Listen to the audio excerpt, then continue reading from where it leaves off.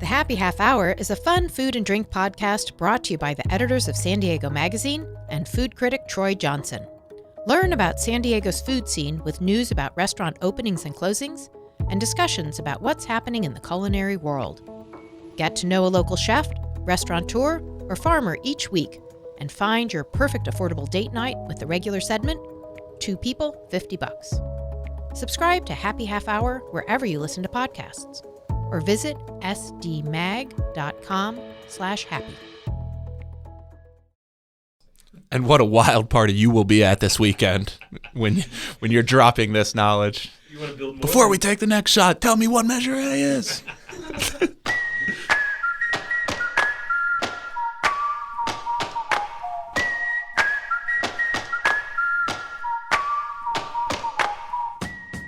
Thanks for joining us on the Voice of San Diego podcast in partnership with News Radio 600 Kogo. I am Scott Lewis, CEO and Editor-in-Chief at Voice of San Diego, and back from the dead, regurgitated by the Fort Worth Airport, DFW.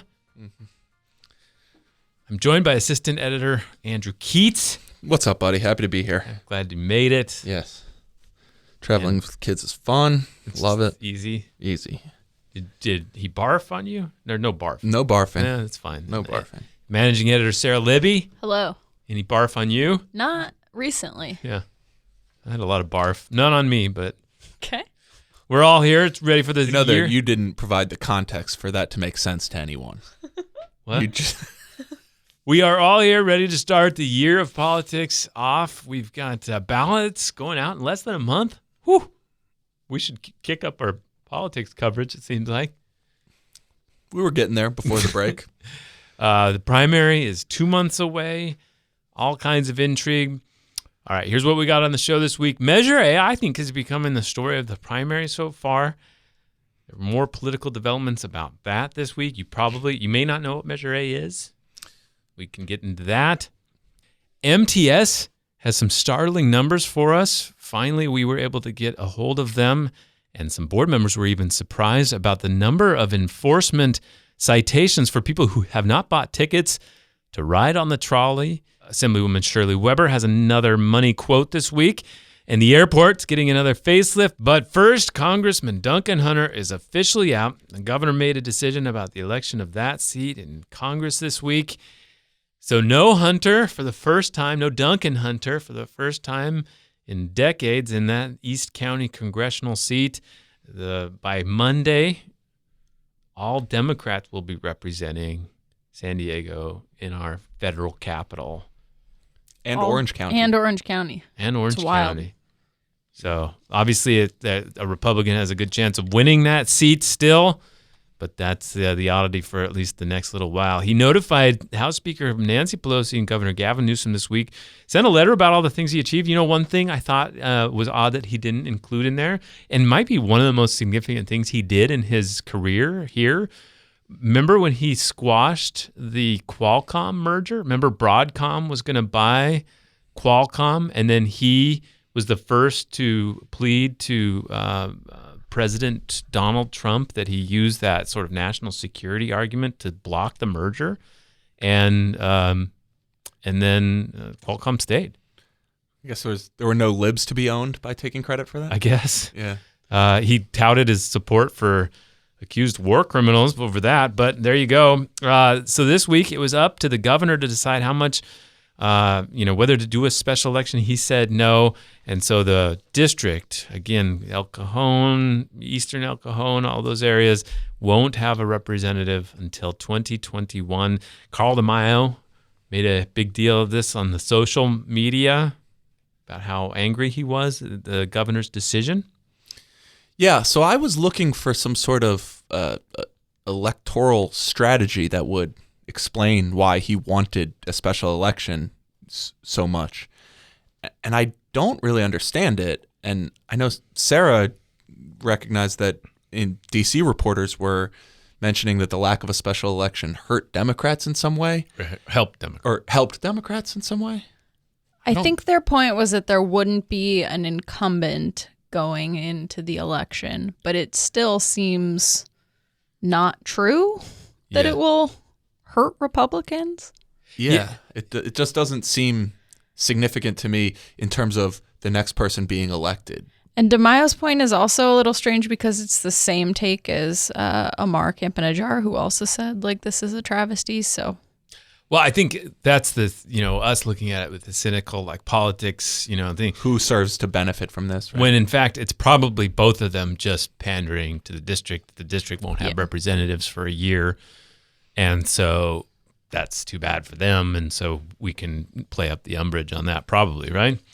That's as good an explanation as I could imagine. So I think that'll be interesting to see how that shakes out in the primary. Obviously, the Democrat has a real tough road, Amar Campanajjar, to win. However, he has a pretty good shot of getting through the primary because he's relatively unchallenged on the left. And I guess. Yeah. and so then... I don't know that that's true with Hunter out. Yeah, but there is, 3 major Republicans running who could, slice up that side pretty well, which would leave then the major discussion about whether Carl DeMaio or Darrell Issa make it through the primary, or Brian Jones, his state senator, and so watching them go at each other, it's gonna be kind of fun. Oof, those are people who can go at other people. Will it be fun? I think so. So they're not fun, but for a political watcher, here's one thing I saw. So Carl DeMaio has no more clear sort of parallel in California politics than Congressman Tom McClintock. Remember, he was an assemblyman. He's got the same sort of fiery fiscal conservative thing, branding effort. He was like the fiery guy in the state assembly. And he and Carl DeMaio worked closely together on the gas tax repeal effort, and that didn't go well. They've endorsed each other back and forth. And 2 weeks ago or whatever, Darrell Issa announces that all of the Republicans in California's congressional delegation endorsed him, including Tom McClintock. So if DeMaio's upset about that at all, that happening, then I think the one person that he's upset about is McClintock. And so, that kind of like, what did Issa do to get McClintock on his team is a really interesting question a political reporter of any worth should try to answer. Well, it's also, I think, maybe just a reminder that before things looked so grim for Republicans ahead of the 2018 cycle leading to Issa's resignation, and also, I guess, in 2020 when he nearly lost, or 2016 when he nearly lost, worth remembering that he probably has accrued quite a bit of political capital on the Republican side in this state over the years that he can draw upon for this race. Yeah. So that little rivalry battle will be very interesting to watch, but there will be no special election for 2020. All right. Assemblywoman Shirley Weber is used to tackling big, gnarly issues, and this week gave us a look at the next one of those. She's taking on the complicated web of school funding. The current system set up so that schools that have more vulnerable students, like students with disabilities, students who are homeless, students, they get money specifically to help those groups. So, Sarah, you checked in with her this week. You wanted to see what was going on? Yes. So the legislature is back in session. So we're starting to get a look at the new bills that legislators are dropping. So this is something that she has been really outspoken about for years. But a few weeks ago, a state audit dropped that kind of bolstered these criticisms that she's had for so long. And the main one is just that schools aren't using this money in the main way that it's intended, which is to go to these vulnerable groups. And so the audit showed that San Diego Unified, for example, was using it to build libraries, which is nice, but libraries help all students and not specifically, those vulnerable groups. And so she unveiled 2 different bills this week that are aimed at making the system a little more accountable. And during a press conference, I've been covering Sacramento for a while now, and literally every time Shirley Weber speaks, my jaw still just drops. And so this was her describing, districts that might push back about having to deal with these new efforts. In a press conference I did in San Diego concerning LCFF, someone said to me, "You realize, Dr. Weber, that schools are saying this is quite a burden to basically have to do the accounting for the resources. And I said to them, the real burden is on the children who do not get the services they deserve. The real burden is living a life without having adequate skills to make a living. And so if I give you billions of dollars and you consider it a burden to tell me what you did with it, then we should find someone else who doesn't see it as a burden, but see it as an opportunity to help children so they will not be burdened by ignorance.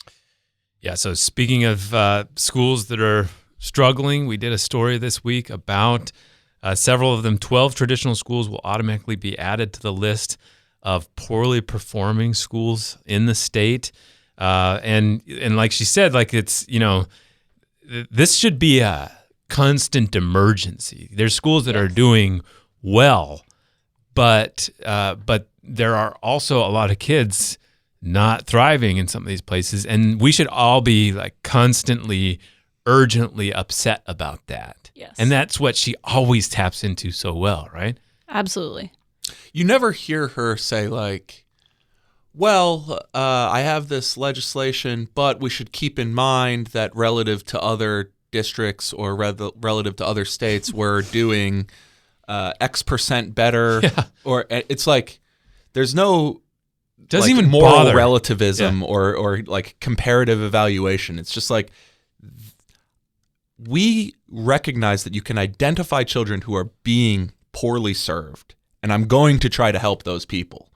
And if you're going to tell me that I've proposed bad policy, that's the burden you need to overcome to explain why it's not worth helping those kids. Yeah. And that's what she takes into every one of these issues, right? Like whether it's about school accountability or teacher performance or protecting people who are encountering police, like she carries into it like this ball of righteous flame into it that's so powerful to listen to, that she can put into words so well. Yeah. And it's just like, how do you argue against that? And I speak as somebody who, as a person who sees grants come in and stuff, and it's reporting requirements are, I kind of understand why they would struggle against that. But it's like, oh, yeah, make no mistake, people will argue against that. Yeah, yeah. But Shirley Weber, always worth a quote. We have talked about it a few times on the show, but let's get into it again. Measure A has really become the talk of the March primary, in part because Measure B is a little bit more specific, and Measure C has been a nothing burger. Measure C is the effort to raise the hotel room tax in the city of San Diego to pay for the convention center, roads, and homeless issues, and nothing has happened on it yet. Yeah, for example, I learned today that that's what Measure C is. I mean, if you think about like over the last year or 18 months, what we paid attention to that was coming up in 2020, right. It's like completely reversed in terms of what we've been paying. It's like the 2000 Ravens linebacking core, like Ray Lewis was there, so there was so little attention on Jamie Sharper. But, Jamie Sharper was nonetheless such a big part of that team. Okay. It's exactly like that, yeah. It's exactly like that. All right. You want to be the smartest guy at your party this week. Measure A is the one that would restrict housing unless you get a vote of the people in San Diego's unincorporated areas that aren't zoned for that housing. And what a wild party you will be at this weekend when you're dropping this knowledge. Measure A. So that says basically if you want to build more Before we take the next shot, tell me what Measure A is. So Measure A is the one that says that if you want to build more than 6 homes that aren't zoned for an area in unincorporated areas, you got to get a full countywide vote, which could be basically a veto on all those projects, right? It's very difficult, very expensive. Our past experience is that those measures don't go well when they come up to a countywide vote. Right. And so unless something were to change, you could reasonably assume that would be the case going forward. Now, Measure B is about one of those projects. It's the first referendum on a county-passed plan like this ever. So this is a new development called Newland Sierra up there by San Marcos and Escondido along the I-15. And this is a referendum on the county's decision to allow that housing project. So they're related because more of those housing projects is what Measure A is trying to stop. Measure B is one of those specific projects, Newland Sierra. Measure C is the hotel room tax in the city of San Diego. Okay, so Measure A. You guys got all that? Noted. Good. Measure A was endorsed by the Democrats, the Democratic Party. No on Measure A was endorsed by the Democrats. It's going so well. Yes. No on Measure A, don't do Measure A, Yes. was endorsed by the Democratic Party. Right. But then they bizarrely supported opposed Measure B, which was against one of those projects.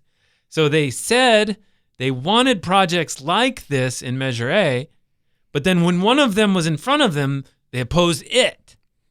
That is correct. Okay. But then this Check week, out Politics Report from like 3 weeks ago if you want to hear Party Chair Will Rodriguez Kennedy explain that decision. this week, Mayor Paul McNamara of Escondido, he pulled the reverse Dems. He endorsed Measure A. Yes on Measure A. And endorsed Measure B. Yes. Right. He wants the specific housing project, Newland Sierra. and he wants to put in a new measure that would restrict future housing measures from to always go to a countywide vote if they didn't. He wants these projects to go to a vote. And when they go to a vote, he wants you to vote for them. in fact, when you put it that way, this is perfectly consistent. Yeah. Now, this was interesting because now he joins Olga Diaz, who he's rescinded his endorsement for whom he's rescinded his endorsement. Correct. And yet this. So let's back up there. Paul McNamara is the mayor of Escondido. He had previously endorsed his colleague on the Escondido City Council, Councilwoman Olga Diaz, in her bid to be the county supervisor. That's the body that currently gets to vote to approve these measures. Right. And then, in a quite rare move, decided to rescind that endorsement and instead endorse her opponent, Tara Lawson Lawson-Remer. So things have been a little tense between them lately. And now they land on the same side of this situation. Now, they both cite Escondido's own Prop P, I think it is, one of these, that supported a similar measure in the city of Escondido. that said that you have to get these projects that are not part of the zoning approved by a vote of the people. And they say, that's working. Now, the opponents to Measure A say Escondido doesn't build enough houses and hasn't built enough houses, point out that they're woefully behind on that. And then the proponents of Measure A say, well, the city of San Diego is also woefully behind, but doesn't have a measure like this. So yeah. Now, so what's one way that's interesting about this is, so Tara Lawson-Remer, Olga Diaz, and Paul McNamara, all three of them in this situation are yes on A. Mm-hmm. The Democratic Party, of which they are members, is no on A. Bottom line is Yes. there's absolutely no way to track alliances on this. This is all over the place, right? Yeah, except insofar as like institutionally Almost unanimously. is no on A. Right. Like the list of institutions that have waited. But it that is just broad. goes to reinforce that there's no rhyme or reason to it, because there's like the Democratic Party and the Republican Party both are against it. But then individual members of those parties are for it. Are there any I don't think there's any Republicans? I don't know of any Republicans. I'm who not are sure for about it. Republicans. Yeah. I mean, like, we've talked about how the convention center measure C, which we talked about a couple minutes ago. Certainly, you're familiar with that one from 4 minutes ago in this very show, including me, for sure. We had discussed in the run up to this election that they had, after quite a bit of drama and turmoil and chaos, had held together a very broad coalition in support of that measure. And I think to the extent that measure has a broad coalition in support of it, you could say the same about the No on A campaign, which likewise has basically put together every major significant interest group in San Diego behind it. Yeah, and yet it still seems totally possible that No on A could fail and C could also fail. Yeah, so C has the wind pushing against it, I would say, in that it's a Because tax of the increase, threshold, yeah. and the threshold is at least potentially at 66%. Sure. And whereas I think yes on A, despite having so little institutional support, has the wind at its back just based on the fundamentals of the question that's being asked. For instance, when there was a discussion about whether the County Board of Supervisors was going to try to change the ballot language, there was a message from Borowinkle, who works for the BIA, to one of the supervisors who was pushing for that ballot language change, in which he said something to the effect of, this measure is in big trouble unless we get this language change, which is like the status quo position is this measure polls well, despite the fact that you have both the Democratic Party and the Republican Party opposing it. The language itself seems to be popular. Before you start a campaign of trying to persuade voters away from it, they start out at yes, it seems like. All right, we're going to take a quick break. On the other side of the show, we're going to talk about some startling stats out of the Metropolitan Transit System and also the airport. We'll be right back. Thanks for listening to this Voice of San Diego podcast. If you like what you hear and want more news like this, sign up for the Morning Report. That's our most popular newsletter. We send it out every weekday. Just visit voiceofsandiego.org and click on the newsletter tab. Thanks.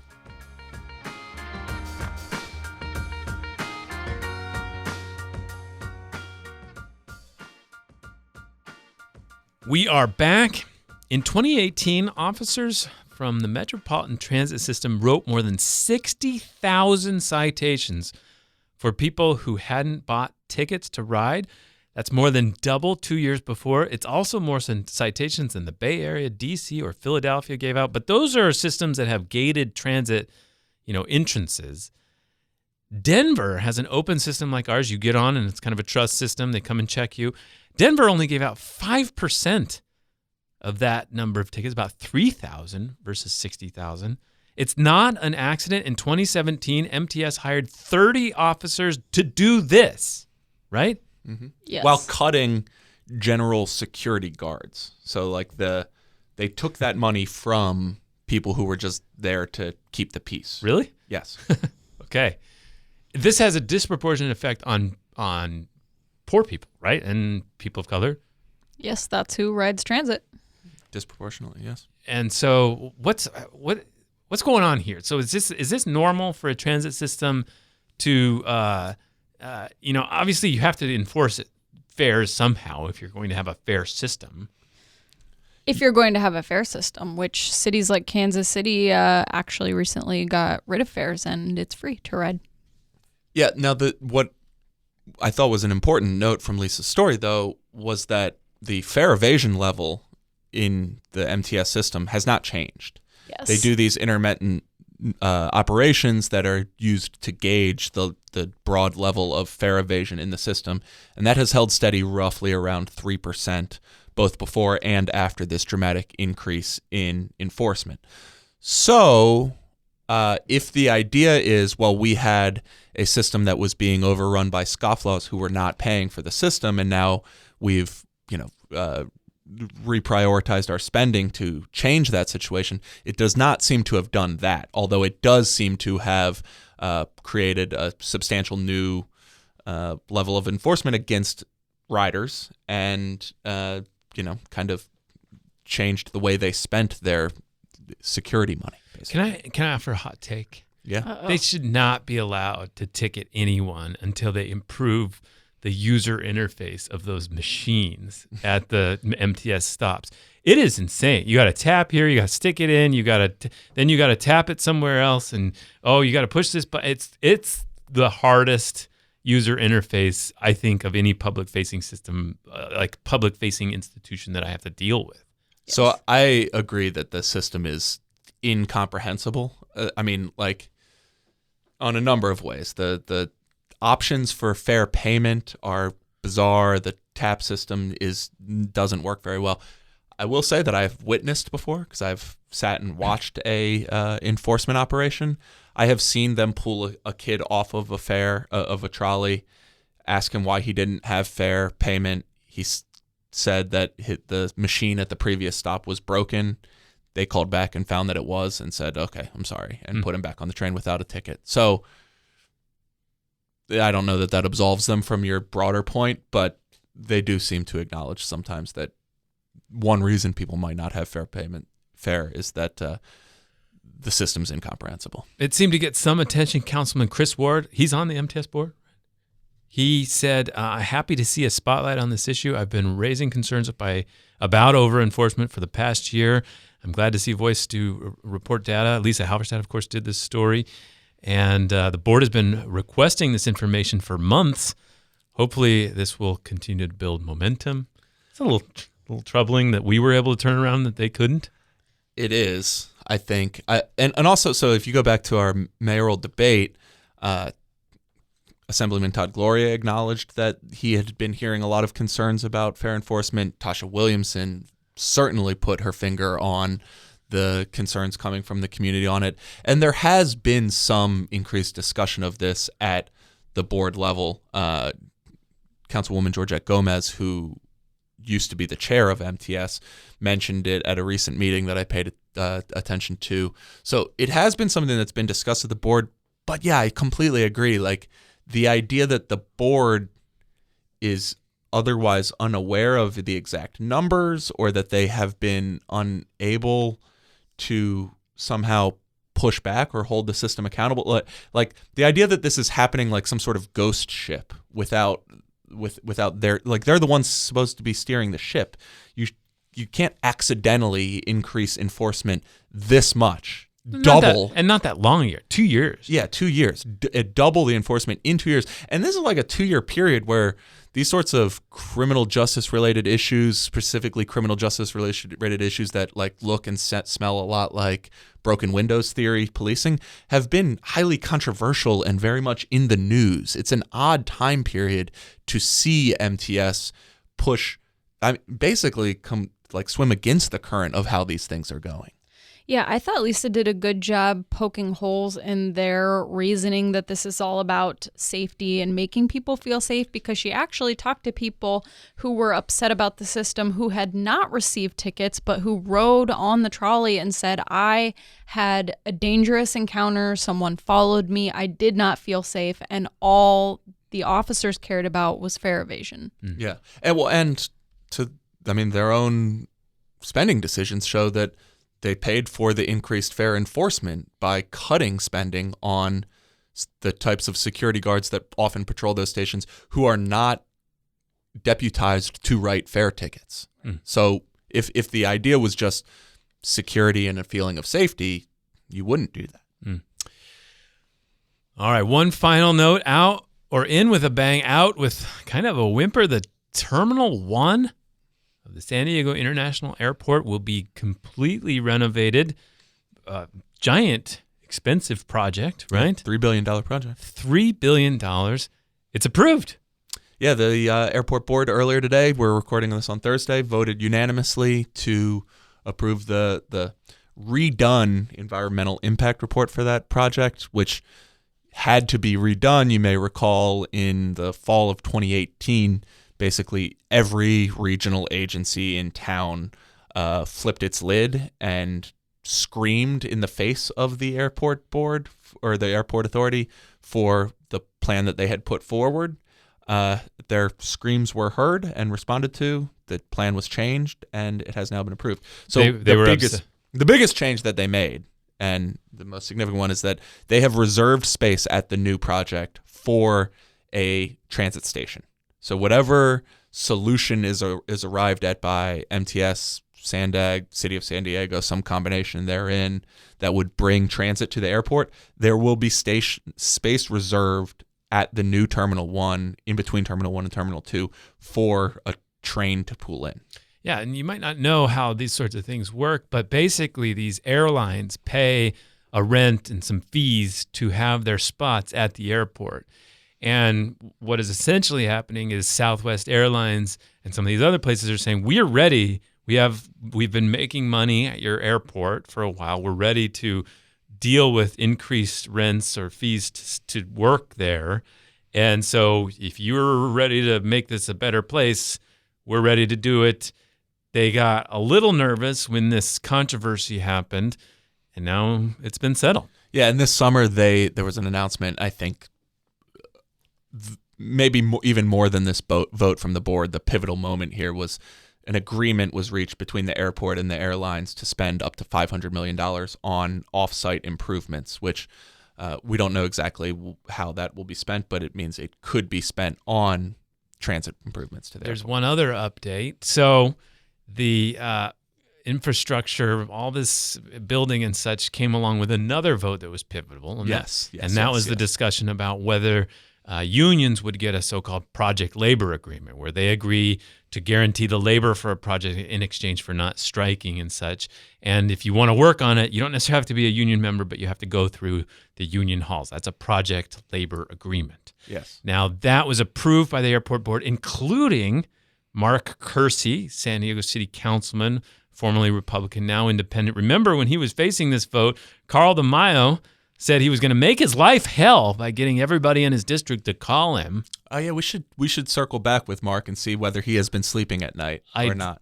Yeah, that was the thing. Yeah, I did. Said he wasn't going to be able to sleep. I did circle back with the councilman and ask him if, in fact, he has had a moment's rest since Carl DeMaio made this threat. He declined to comment. Declined to comment? Is it because he was asleep?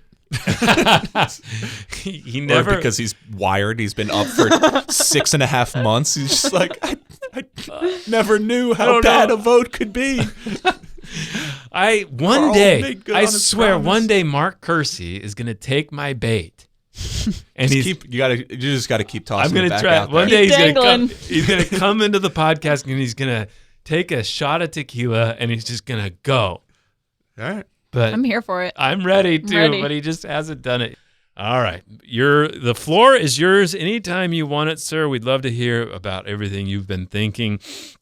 Also, we have a series of candidate interviews coming up. You'll start to see in your various feeds.